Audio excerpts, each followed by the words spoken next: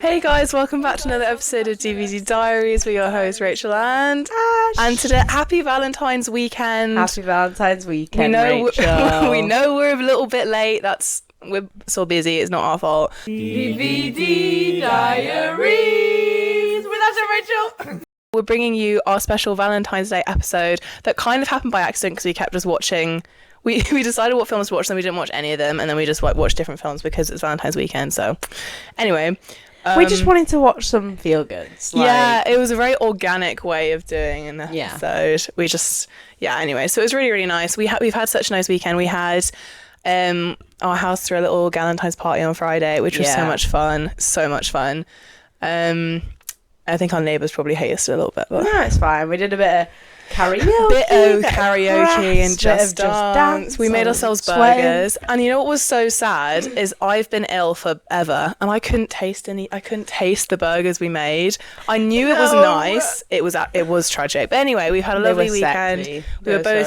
We both were out on Valentine's evening, which was nice. Last night. I went to another Valentine's. So many ladies. Ladies.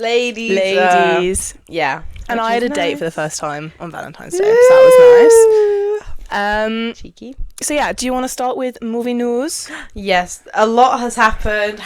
Oh my god. Actually, fuck Valentine's Day. Happy Withering Goat weekend. Yes, it's finally happening, guys. Wuthering Heights and Goat are out now. Definitely see Goat in cinema. Don't know about the other one. Heights, guys, I beg. So, excuse me, because I am going to use my phone, because I cannot be bothered writing all of this down. Cut to me last week. It's all fine. We've all been there. It's fine. Oh my god. And so, what else happened recently is the Super Bowl happened. Oh, Bad Bunny gave an amazing performance. You've been watching every time Ash has access to the TV, it's on. Like, best believe is Ash is cooking something and you go into the kitchen, it's on. I was sitting in here last night and I could hear it. It was so good. It was so friggin' bussin'. I have become a Bad Bunny fan and I'm sorry about it. But more importantly, what happened during the commercial break, the trailer for David Fincher's new film was shown! Oh my god. I forgot to make Rachel watch it. I haven't seen it. Oh my god. Freak. I feel left out. It was so fucking good, bro. And people on Twitter have been criticising it, but then people are saying it's really good, it's like the best trailer they've seen. But one thing, they didn't show the name of the movie. Well, I think they showed I don't even think they showed the name of the movie. Do you know what the name of the movie is? Yeah, it's called Disco Kingpin, I think. Wow, sounds like a Disco classic. Kingpin. I think it showed the name of the movie, then coming soon. This is why Fincher's going, and you know when Fincher makes his own trailer, because it never says, a David Fincher film or directed by David Fincher. He doesn't even need to mention that it's directed by him or written by Tarantino, two of the biggest names in the industry. It doesn't even say in the trailer, because that's how fucking good they are. Mm-hmm.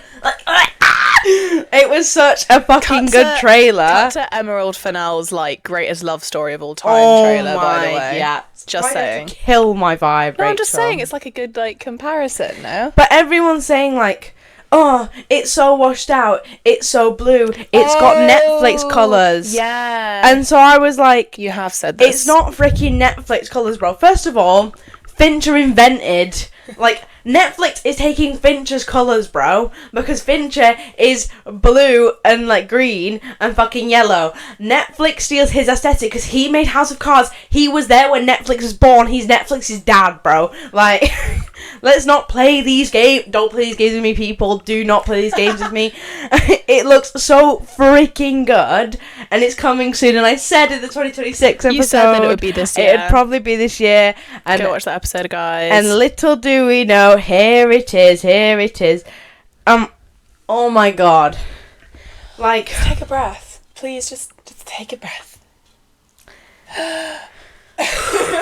And in the trailer, so they got Brad Pitt putting like middle fingers up, and like they've all got cigarettes and they're swearing, but it's all blurred out in like a really childish, like it's been coloured over in editing, obviously because it's for the Super Bowl halftime show. Yeah. And so people on Twitter is like, is it gonna look like that in the movie?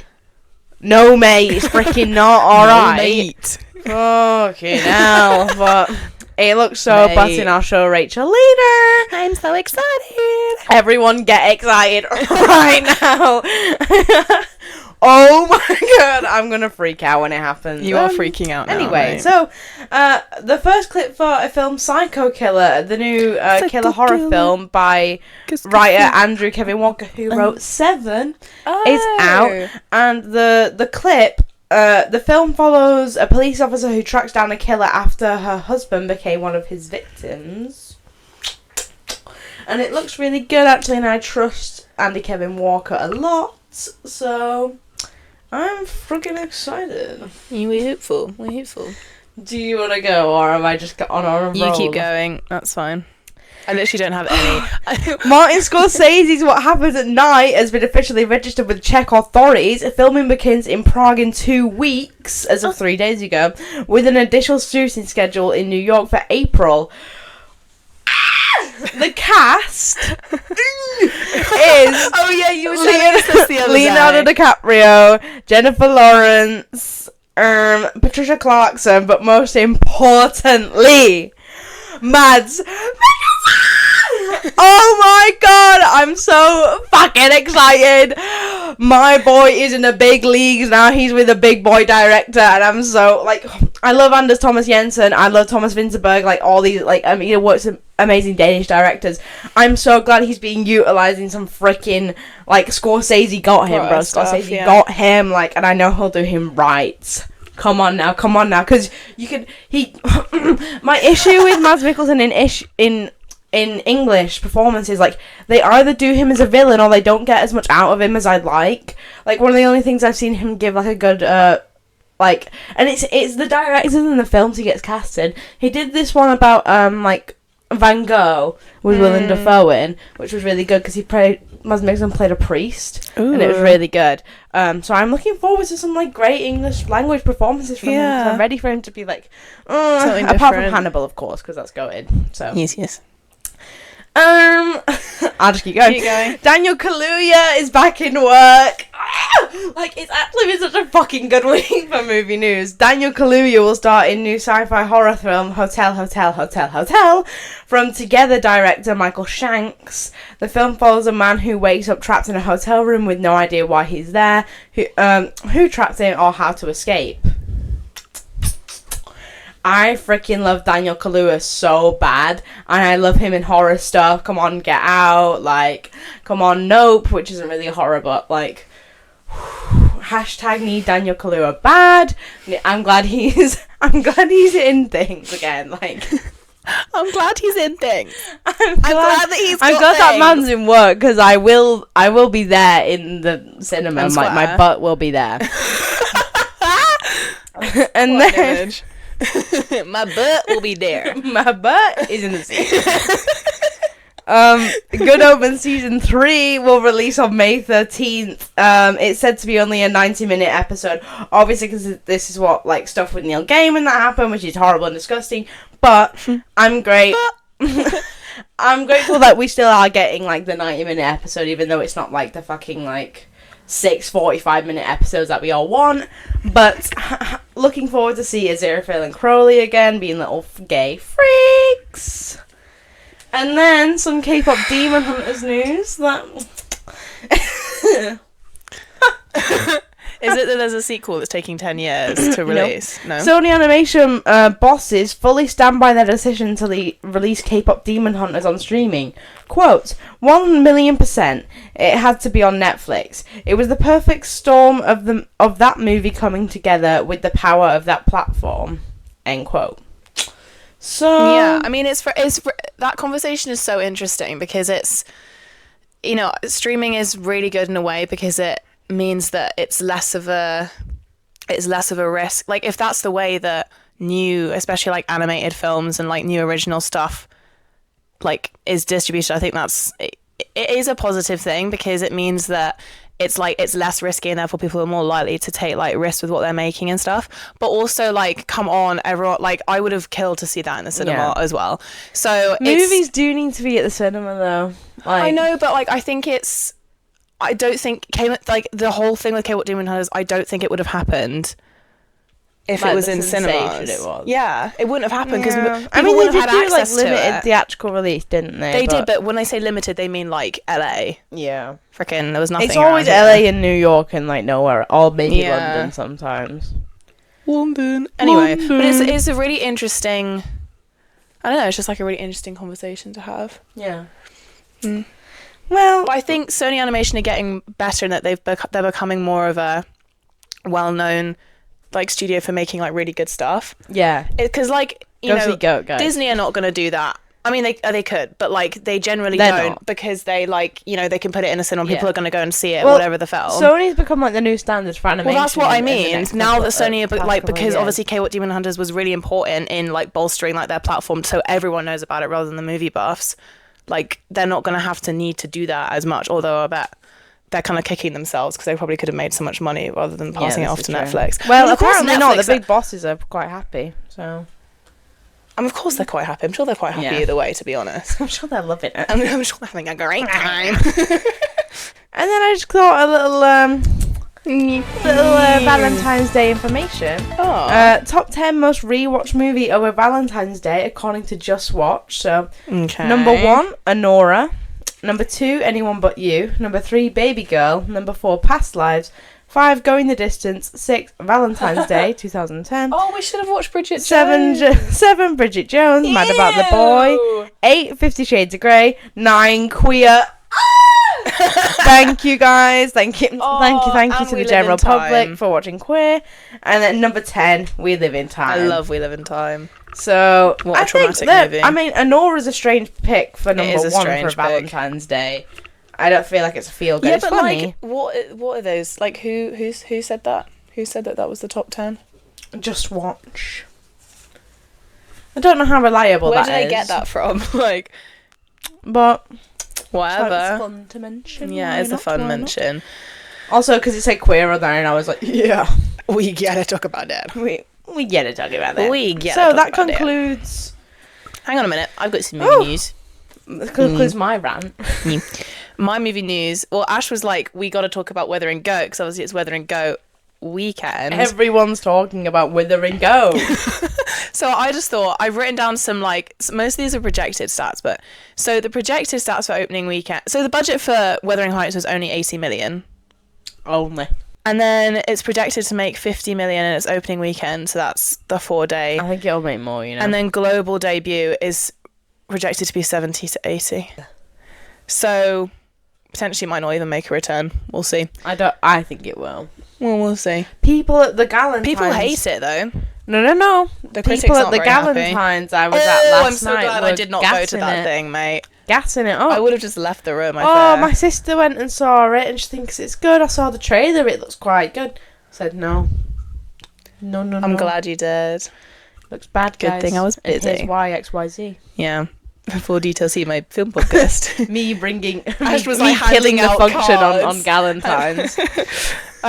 It's got a B cinema score. Rotten Tomatoes has given it 63 and 56 out of 100 on Metacritic. Sheesh. So it's not looking great, What's it looking guys. on Letterboxd? Let me look. Oh, that's so true. That's what I was going to do. Oh, it's got a 3. That's not great. Solid 3.0 on Letterboxd. Ooh, people I know. Some of your friends have given it really low. My classmates don't seem to be happy with it. Yeah. Wow, that looks awful, it's so man. Gross. Ugh. Rachel, insert a picture of what that horrible Letterboxd banner looks like. Jesus it just Christ. Looks bad. Hold on, let's see what Goat's looking like though. The Independent gave it 1 out of 5. And then they released an article like 2 days later shitting on the original book as well, so then they kind of lost my credibility there. But like 1 out of 5 from a prestigious paper is kind of crazy. Goat's on 3.4. It seems like not many people are seeing Goat though, because like on the popular this week tab on Letterboxd, Wuthering Heights it's is not due to even in like all the other releases. The top. It's I have to Letterboxd though. Goat is stuck in between near Eyes Wide Shut and freaking Maybe it will peak later because I think everyone's talking about Wuthering Heights, and also that's Letterboxd though. Don't forget that a lot of people don't. All the kids won't be logging on Letterboxd. You know what I mean? The kids. What? I'm literally contemplating making my niece a Letterboxd. I didn't know Letterboxd was a thing until I came to uni. Really? You. I've been on the grind. I know. Anyway, that's it. Those are all my movie news and stats. Pack news. Packed. Wait, what news. For Go? Did you project Go? No. Do you not have the Go project? Sure. Some little fine shit. I can't stop saying that now. Thank you, Lindy. We were talking about it last night. What were you saying? No one who's got fine shit. Oh no! Guys, I searched up goat stats and it says domestic goats typically live 10 to 15 years between 44 and 300. 44 and 300 pounds. Goat's not doing well opening weekend. You know. For Sony Animation's Goat, it is projected to make 20 to 25 in its 4-day holiday weekend. Okay. Is expected to bring opening day recorded 7.1 million. The budget was the same as Wuthering Heights. Wuthering Heights is more of like a spectacle though than Goat. Like I feel like it's like they're trying to make it. Confusing. It is everywhere though. It's on every freaking bus stop. Yeah. Everyone's scared. I can't go on Twitter without seeing a video like Margot Robbie saying something like bullshit. We need to finish watching that video essay. Yeah. Because we started watching a video essay yesterday, but yeah, there you go. Ooh, okay. So, good weekend. We'll keep your dude on Withering Goat predictions. Follow us on Instagram for Withering Goat predictions. The only people who care about Withering Goat. I love how we started. I know it's my fault because I was doing it, but I started the pod by being like, so we've been doing this and this. It's like, they don't care. No. We've been giving like updates on our personal lives, which we never do. Because we're so private with our Valentines. Everyone cares. Aww. I care. Aww. Do you want to get into our films, Rachel? Yeah, I do. Yay. I'm actually so disappointed in myself I don't have I guess I have that poster. Do you want to go first? Sure. So, our first watch, guys. On Valentine's Day morning, we woke up, made a brew, sat down to watch the peak James Spader and Maggie Gyllenhaal film Secretary from 2002. This was my pick because it's a friggin' bussin' film. Dressed accordingly. Yes. I tried to be E. Edward Grey a little bit. I friggin' love this film so bad. It's so good. I love James Spader and Maggie Gyllenhaal. I love their performances. I love the aesthetic of the film. It's just so quirky and fun, and it's got a proper like cult following over the past few years. And I'm really glad because that's how I come to know about it. I bought the DVD like when I came to Bristol because I'd seen it like on. I'd never seen it and I wanted to watch it because I have like a little portable DVD player in first year. And I went to CEX. And I was like, hello, can I have Secretary? And she was like, have you got your ID? And I was like, no, but I've got a student ID. I've got a picture of my ID. And she was like, no. She would not sell it to me because it's an 18. So but it's funny. like, I'm sorry. I think I look over 18, but. I'm joking. And so I wanted this movie so friggin' bad. I had to go back a second time and just hope it'd be there with my ID. This isn't the same and isn't related, but it's a funny story that I haven't told you. When I went to Sainsbury's the other day and I bought some Thatchers for Friday night, the guy came up to and he started pressing the buttons, letting me buy it without checking my ID, and then he just stopped and went, can I see some ID, please? And I was like, okay, well, you could have just... Because he started doing it, so I didn't do anything. It was so weird. He kept being like... Freaky. Yeah, it was so freaky. I just want some Thatchers. Anyway, end of story. Carry on. Anyway. So, shall I describe the film then, as the DVD says it? Are you guys ready for my description of my movie later? 10 to 15 minutes? No, not after the hairspray incident. Yeah. Which I cut most of it out. You're welcome, guys. When Lee Holloway, aka Maggie Gyllenhaal, gets a job as a secretary in a small firm, she does her best to please.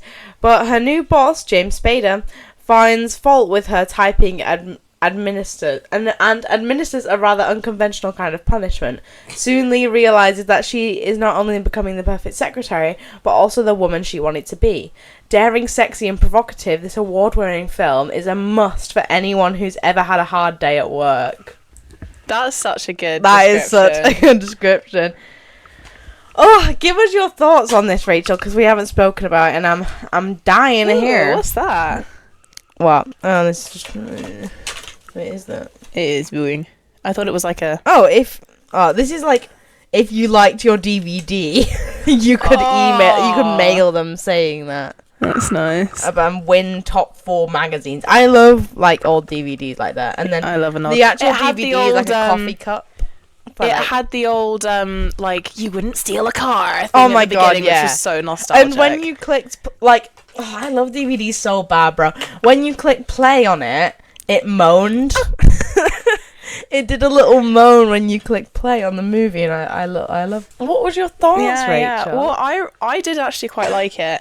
I wasn't really expecting to like it. It was nice because it was like provocative and all the rest of it, but it was just like made really nicely. Like the colors and like her whole aesthetic, I absolutely love. Like organized, like she has her like little tools and like there's the cutest bag like ever, and like I don't know, it was so how everything was pink and everything was, I don't know, it just made it so. And she was such, I love like a good complex character. She was such a good character because she's so like everything she does, like you literally never know what she's gonna do next. Like in her walk, like she looks like she's just been placed there from like an she alien looks like planet. a fawn who's she looks like fucking just Bambi on ice, and like she doesn't know what to do. And I think. And like it's just great acting from Maggie Gyllenhaal. I think I love her so bad. And like even in the car, like she insists on lying down rather than sitting up as her mum drives. It's just like little things like that make all the difference. I don't know. I thought it was great. It has a really unique aesthetic because it's kind of like purple and whimsical. Like Lee's kind of very like childish in her like the things she liked and her aesthetics, but not in a way that's like. I think it's quite an endearing way. It's like how just a normal girl her age would act. Like she's still got elements of her childhood with her because she's like I don't know, she's quite mentally ill, not quite mentally ill, but she's like been in an institution and like I don't know, she just like clings onto these things and like I think it would be quite easy to do it wrong, like to like accidentally like sexualize the whole like childish element, but they managed to like navigate that really, really well. It's like so basically Lee self-harms and she has like this sewing kit which she keeps all of her like tools to self-harm in, and she's got like iodine and she's been doing it like her whole life, so she's got really like good at it, meaning like sanitary and things. And like at the beginning of the film she's like sharpening a porcelain Barbie's doll on like some sandpaper to like bro, my ears were exploding. Self-harm with the like pointy shoe of the ballet dancer, like, and she doesn't end up going through with it, but I just think it's like it's just I don't know, a nice way of blending these aesthetics and like themes. But like I just think that's really unique, and I just really like really unique. I thought he was a freak though. I know you love him, but like what was that? Sorry, James Spader. They're both freaks though. I love this movie because they're just like I wrote this down. You mean let me just consult my notes? People yearn for the freak film when it's done right with respect, love, and humour. People yearn for it because they're both little weirdos and they both like want each other and they want these things and they're both like really awkward about it and they can't like say what they want, but it's like really endearing. And it's just like different to something like new. I don't know. Like it's a sexual film, but it's not even like overly sexual. Like it's the thought of what's happening. It's like you don't really see much of anything. Like I don't know. It's you're right. It's like it's all them like yearning and thinking about each other rather than it actually happening, kind of, until like right at the end. And then even then you it's don't like really say. really tasteful. Yeah. Like E. Edward Grey, like Mr. Grey, who's James Spader, like he cares for orchids in his office and throughout the film, which is obviously like a vaginal plant symbol. And like at the end of the film when he gets Lee, or like when he finally gets Lee, the girl, like he lays her down in this really like tasteful naked shot, and it's the first time you see like Lee naked. And it's on, like, a bed of, like, grass moss, which is just, like, in his bedroom office thing. Like, she's the orchid. And I just think it's really, I don't know, it's really beautiful and nice. Yeah. And, like, it's not even, like, oh my god, it's not, like, freaking 50 Shades of Grey, speaking of a different Mr. Grey, where it's, like... It's so Because that's BDSM done wrong. That is kink done wrong as well. Yeah. And this is done so tastefully, because it's just, like... It's the thought like, and the idea. It's slow and powerful and... just like yearning and I don't know. And it's so funny. Yeah. It's so freaking funny as well. It's like funny seeing these little freaks like run around and not know what to. Mr. Grey's kind of giving her the cold shoulder, and she like finds a worm on the ground and puts it in her letter because he like corrects her mistakes with a red pen. Like the red pen is like a really big thing in the film. Like her typing errors, because you know she's his secretary, and like he's ignoring her, not correcting her spelling errors. So she finds a worm and puts it in one of his letters, and then like he circles the worm in a big red thing, and I just think it's really funny because like it's like just behave normally, but I like that they don't. Just have a fucking conversation, guys. Stop like with the worms. Stop with the worms. He like keeps a red pen on like its own dish in a drawer. What are you doing? Take the pen off of the leaf and have a conversation. God, people. Yeah, it's just funny. Oh, and like Lee is gonna get engaged to this guy Peter, who like kind of sucks. Yeah, and you're like, no, and because he takes her on dates in like a laundromat, and like, is where I was last night. His parents are really like overbearing. It's like, you know, Lee, he has a really stable job at J.C. Penney. And you know, like, his sister's getting married, and like maybe it'll be a double wedding, and she's like, okay. But because Lee's like sheltered and Edward Grey is like pushing her away, she ends up like wearing the wedding dress and like going through with it because she's like quite sheltered. She just like gets pushed into, you know, easily, yeah. And like she tries on the wedding. What does the mum say when she's trying on the wedding dress? She's like, I must have been a bit skinnier than you back in, like, when I last wore that dress or something. She's like, you'll just have to not breathe throughout the whole ceremony. Yeah. And then Lee, like, runs away. You just have to not breathe. You look beautiful, baby. You look beautiful, baby. Sits at Edward's desk, and he's like, put your hands on the table. And she doesn't move for days and days. What is that about? Because she just wants to like be with him. Yeah, but what's his problem? He's just like scared of, because he's had so many like submissives before. He doesn't want to get attached, and like he's scared of commitment. So she was waiting for him to like commit.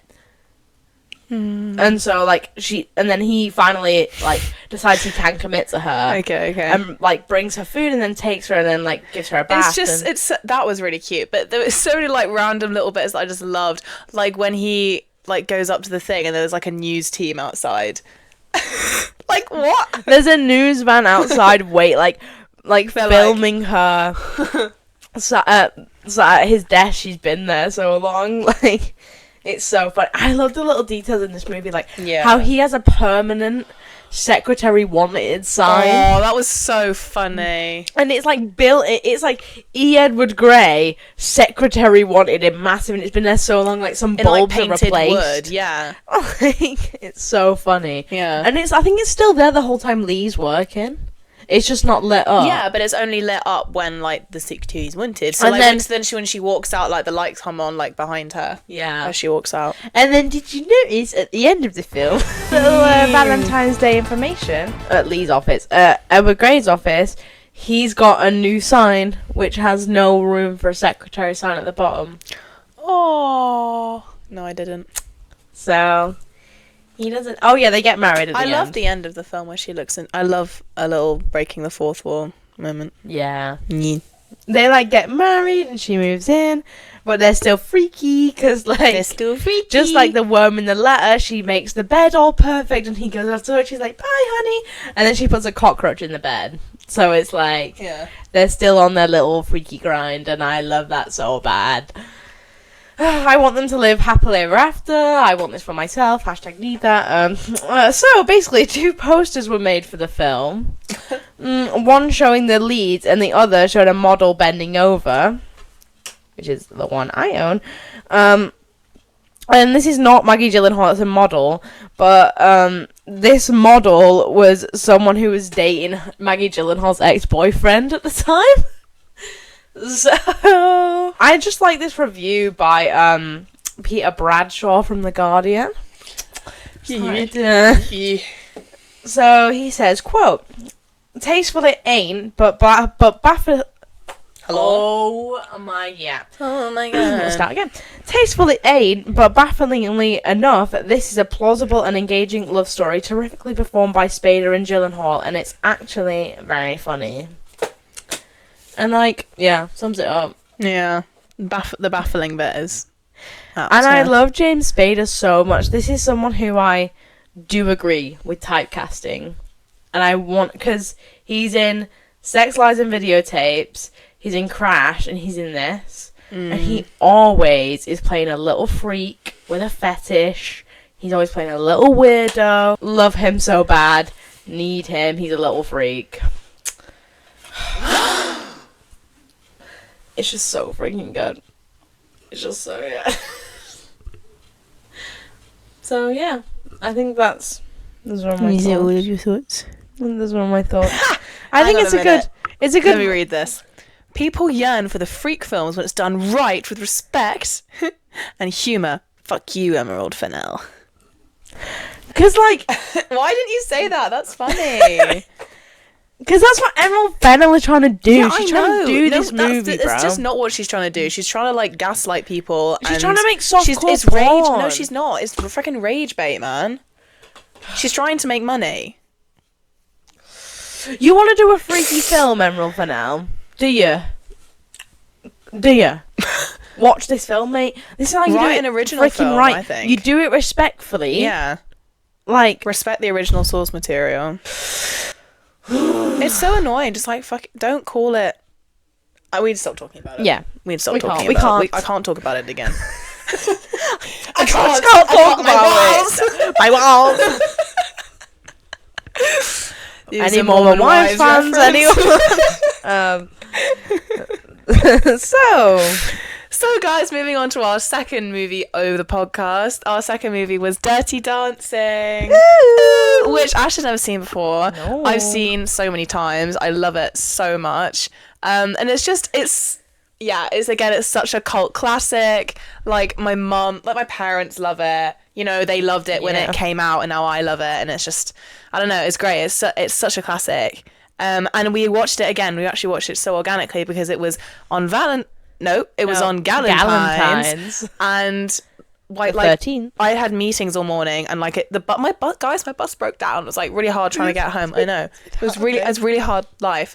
Anyway, we came back, and then we were decorating for Valentine. Oh, you guys weren't. I was just saying that. But and then everyone left because they do that, and then we were just watching Dirty Dancing because I was like, what? Yeah, should Rachel, watch? we were like looking. Like, there was no Valentine's Day section on Disney Plus. No, because we thought about watching. We were going to watch The Notebook with everybody, but then it's just quite. It wasn't the vibe. It wasn't the vibe. It's such a kind of traumatic film. It's just not really like definitely a movie night, but not for the Galentine's when we were just having fun. So we will. I really want. You've never seen it, have you? No, I have not. I really want to like get Ash to see it, so that will be happening at some point. Anyway, we watched Dirty Dancing, and yeah, I don't know. Should I just start with what I want to know? I want to know what you think. Oh my god, hitting me with my own question that you hate to do. Yeah, I know, it's annoying, isn't it? Come up with something really good. No, I really like the film. Obviously, oh my god, like everyone and their friggin' mom knows about this film. Yeah. I don't know how I've never watched it. I just thought it was really good. I love, what's her face? Jennifer Grey? Yes. I love her as, no. I love her as Ferris Bueller's Jeannie sister. in Ferris Bueller. She's really good. So obviously I've been wanting to watch it because I really like her in that. It was just so like 80s. Rich kids go to rich place to have some 60s, fun. 60s.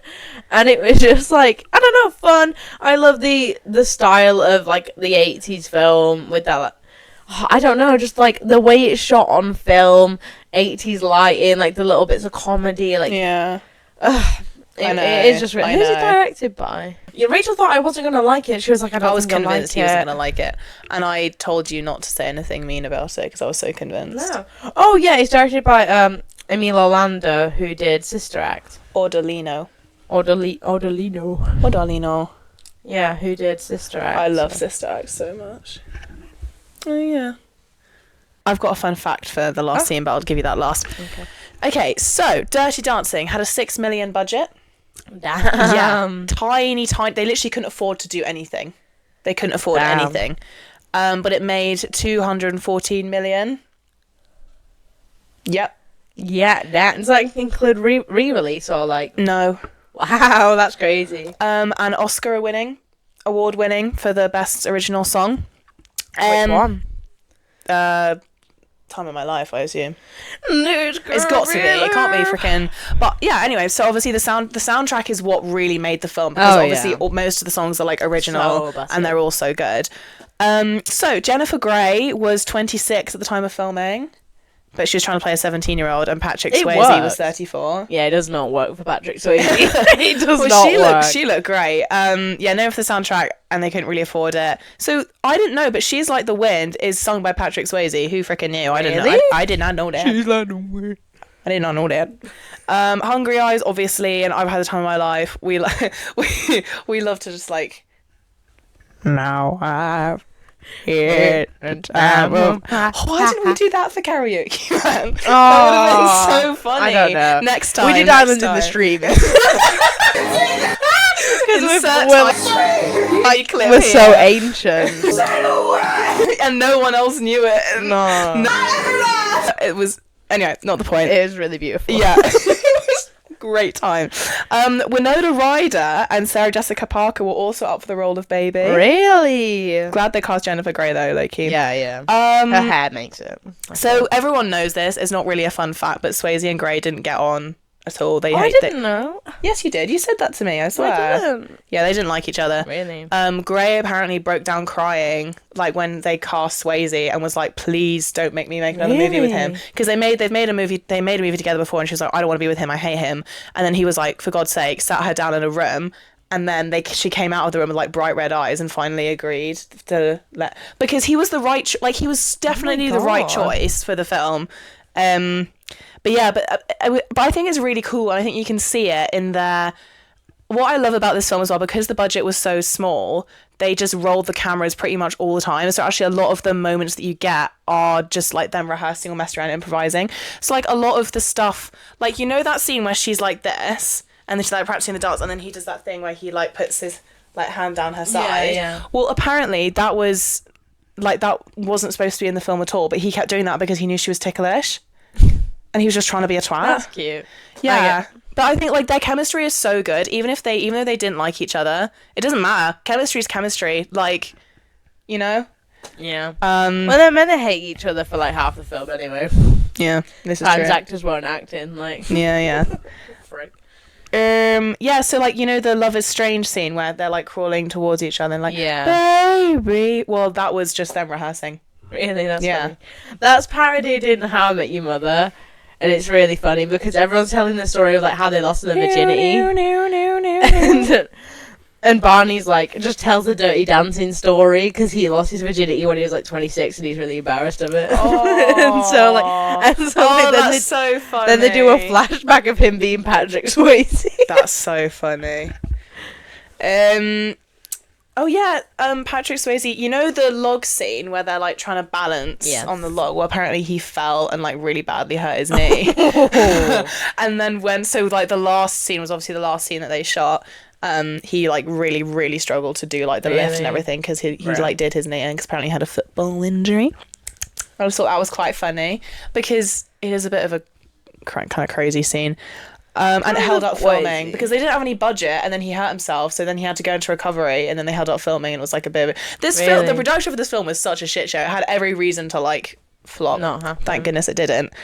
And also the big lift at the end wasn't rehearsed. Well, I mean, I'm sure it was rehearsed like once or twice, but it wasn't rehearsed because Jennifer Grey was too scared. She was like, I'm not doing this. So it's like the real movie then.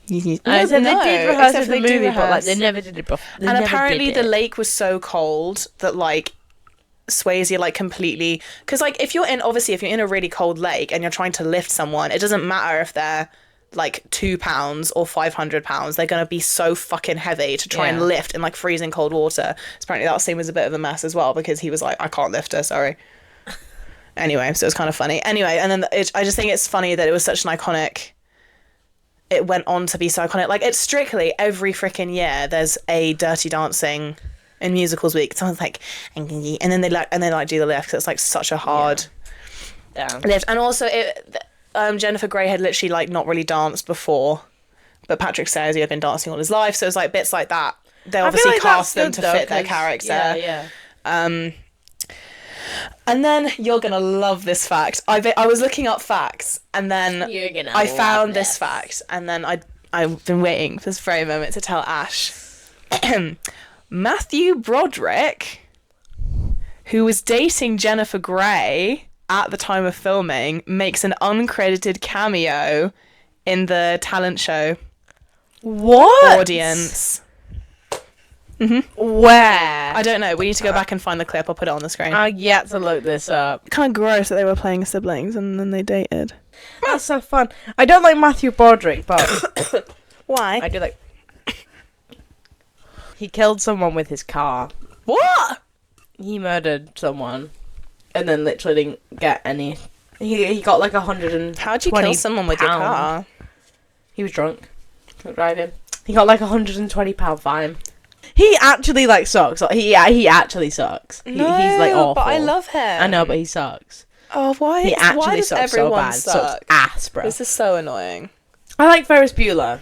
I don't like Matthew Broderick. I love The Lion King. I love Deck the Halls. Yeah, actually, I rewatched Deck the Halls with my parents this year, and like it's actually kind of weird. Turns out. I've never seen it. Don't see it, Loki. Okay. It's a bit weird. I wasn't gonna.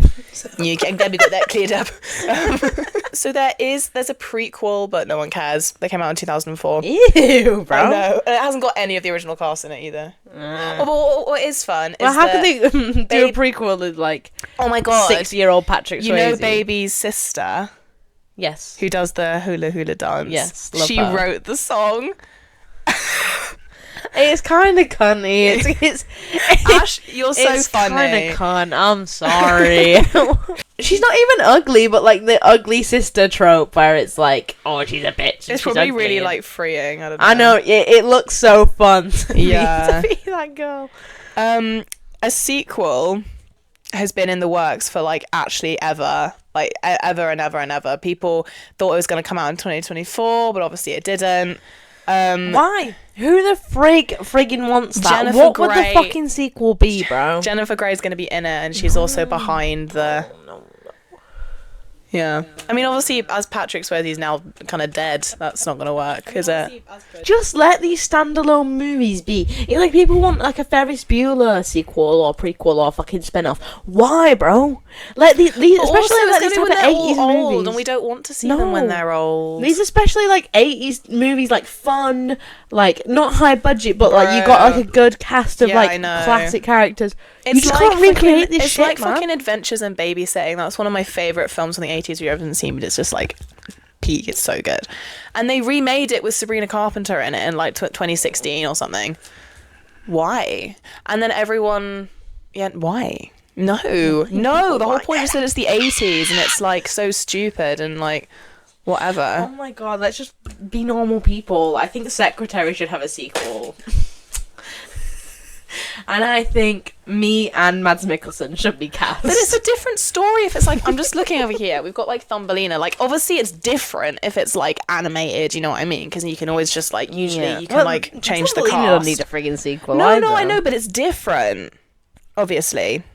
Yeah, we got a collection of love romance, love movies. It is just classic, funny. I've seen it like parodied and watched and clipped a million times. Of course, it was like me and Rocky Horror. Like, obviously, you've come into contact with it before. Yeah. But I'm glad I finally friggin' sat down to watch it because it was actually quite bussin'. But Patrick Swayze was like my least favorite bit about it. Or like really, like I just was not fucking. He's still fine. I don't find him hot. Oh, at all. What? Sorry. He's He's no James Spader, but like, bro, we just are such different people that it cracks me up sometimes. Like, what do you mean? Bro, I forget how good that soundtrack was. And is it so cool that they're all like original songs? Most of them are, anyway. I didn't even know that. I didn't know that either. Wow. Hungry eyes. Yeah, me and Rachel were just singing every time like a song came on. Yeah, it was a great, guys. Next Valentine's Day, gotta watch that film. It was such a good Valentine's Day because we were going through so many lists, and there were lots of like Ash was calling them pretentious films. People that no, pretentious people who hang on. Pretentious people who would put like these crazy films into like a Valentine's Day list. That's what you said. And they were like feel bad films. Like people were putting Get Out onto Valentine's Day list, and obviously Get Out's like an actual peak like film of all time. It's not a freaking Valentine's Day film, bro. And I'm sorry. We also watched Winnie the Pooh: A Valentine for You. Yes, we did. We have to watch it every year. Every holiday there's a Winnie the Pooh film that we will we gotta watch. Piglet's Big Movie is the spring. Yes. Oh, there's also Springtime with Rue, which is another classic. What was it? Was it Halloween where we watched like the Heffalump sequel? Halloween. It was so and we just ended up going on like a rant in the middle of like, what did we talk about? Donnie Darko and Funny Farco. And like the Halloween episode, we just ended up going like a tangent about like the Winnie the Pooh like straight to DVD. We love a bit of Winnie the Pooh. We do. And we're not. And the Valentine's Day one follows the same structure that they all follow. They go and try and find a love bug. Except they don't do that in the Halloween one. They just throw out all of No, they don't. They throw out Let's not talk about the Halloween one. I can't get into it. I can't. For full details, see the Halloween episode. Sorry. Winnie the Pooh is always deserving of a mention. And so, there is some banging films that you can watch this Valentine's. My second choice was going to be Ruby Sparks. We were also going to watch The Notebook. But this has such a cute sticker on that says, perfect gift this Valentine's Day. That is so cute. And it's pink. And it's so sweet. It's pink. And it's pink. And so that's really sweet. We were pink. Crash, Videodrome, Juno, Twilight, Sunshine. Cool. Brokeback Mountain and Blue Valentine if you want to actually like die this Valentine's. Ella and Charlie. I feel like you gotta watch some silly ones. Some silly ones. Like sing along. Yeah. It was so good. Oh my god, but seeing as this episode will come out long after Valentine's Day. No. 3 days. This is quite short because we're only doing one film. Okay. We'll be able to turn it around quickly. I can do it today. Well, hope you had a fabulous Valentine's Day, everyone. We had a great weekend. Valentine's, Ladentines, Palantines, whatever you're celebrating. Whatever you're If celebrating. you just watched a movie on your own, I think that is so friggin' valid. That's what we were doing. And it's what I've done every year apart from this year. Both of us. Yeah. Yeah. This was such a good episode, guys. I had such a good time, and it's like running a little bit shorter because obviously we picked one movie each because we are still busy with like all the stuff that we have to do. So we can't be watching 4 films a week. I'm sorry. Yeah. And analysing them. It's fine though because like we pick movies that we love and we talk about some good news and we talk about our personal life. It's hot. It's all good. Love is in the air. Love is in the air. I've got a meeting to go to. I gotta go to my meeting. It's all happening. I've got an essay to write. Wait, what time is it? I think I'm gonna die in this. Oh, okay, that's alright.